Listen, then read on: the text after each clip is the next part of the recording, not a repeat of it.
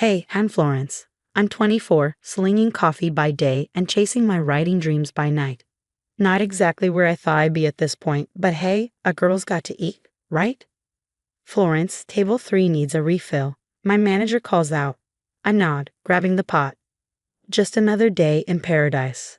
As I top off mugs, my phone buzzes. Mom, probably calling about Brittany's engagement party. I brace myself and answer on my break. Florence, honey, have you picked up your dress for the party yet? She asks. I sigh, not yet, Mom. I've been busy with work, and, well, made sure it's not too flashy. We don't want to outshine Brittany on her big day, right? Heaven forbid anyone steal the spotlight from golden child Brittany. After my shift, I meet up with my best friend, Alex, at our favorite diner. So how's the great American novel coming along? He asks, sliding into the booth. I groan, burying my face in my hands. It's not. I can't focus with all this party drama. Alex rolls his eyes. Ah, yes, the engagement extravaganza. How's dear cousin Brittany? Perfect as always, I mutter. You know how it is. Brittany's getting married, and well, here. Hey, Alex says, his tone serious. You're doing just fine.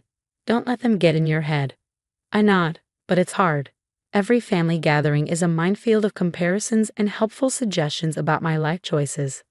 Later that week, I'm at my parents' house, helping with party prep.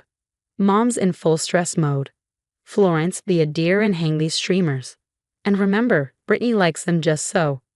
I bite back a sarcastic comment and start hanging.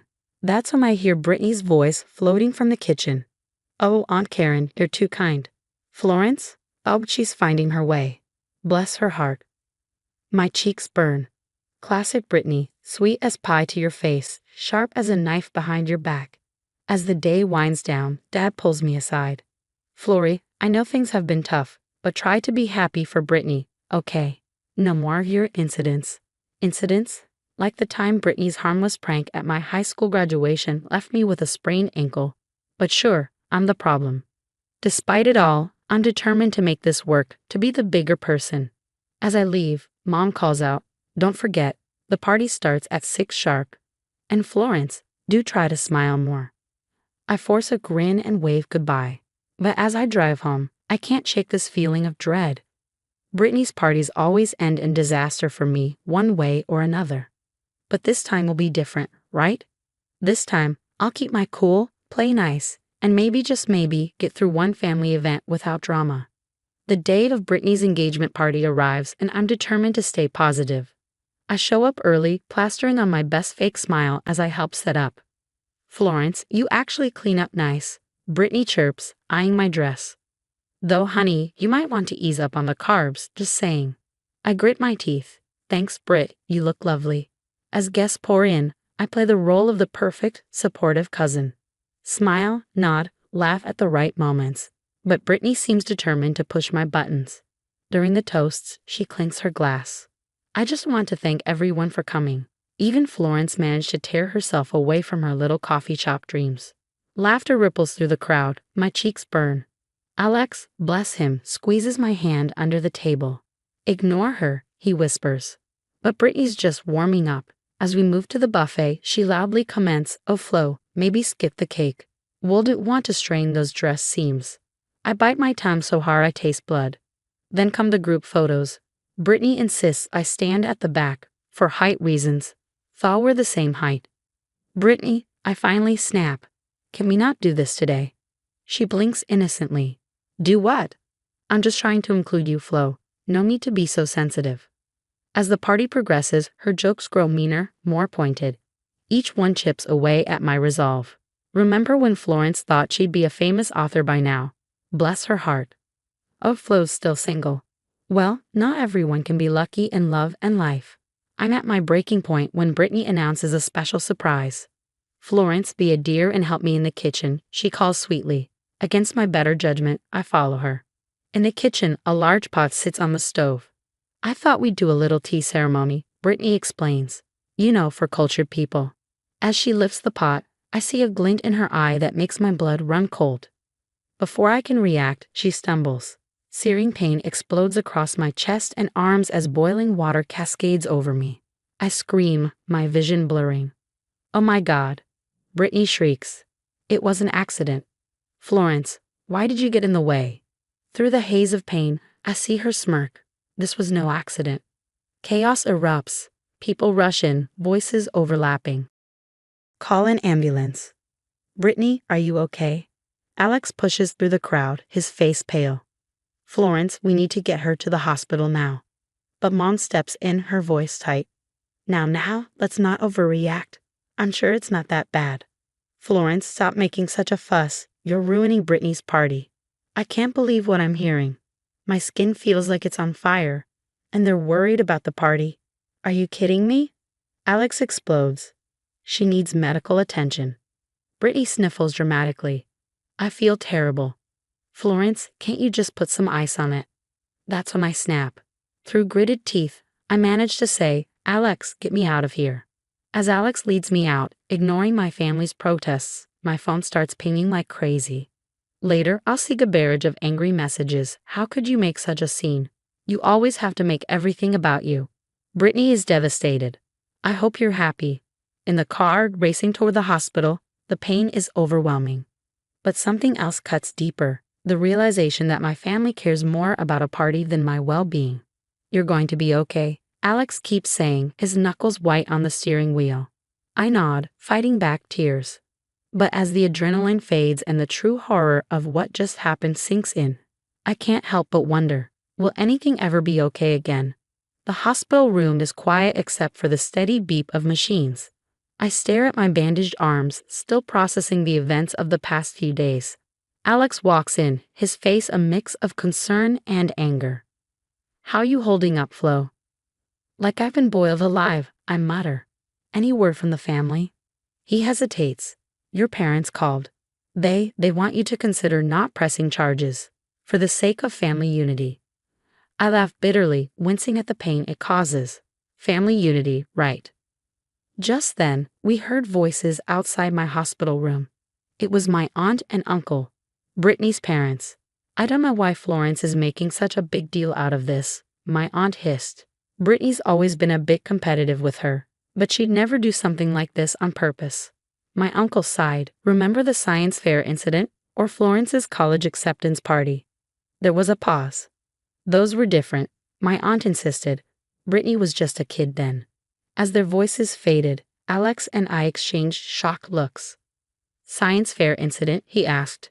Memories flooded back. The night before judging, my project mysteriously ruined and Brittany winning first place. I always assumed it was an accident, but now... Alex, I said slowly, I think we need to do some digging. Over the next few days, as I recovered, Alex became a one-man investigation team. He talked to old classmates, dug up yearbooks, and even sweet-talked my grandmother into sharing some old family videos. What he uncovered made me sick. Flo, look at this, he said, showing me his phone. It was a series of texts from Brittany to her friend, dated the day before the engagement party. Can't wait to put little Miss Perfect in her place tomorrow. Got a special surprise planned.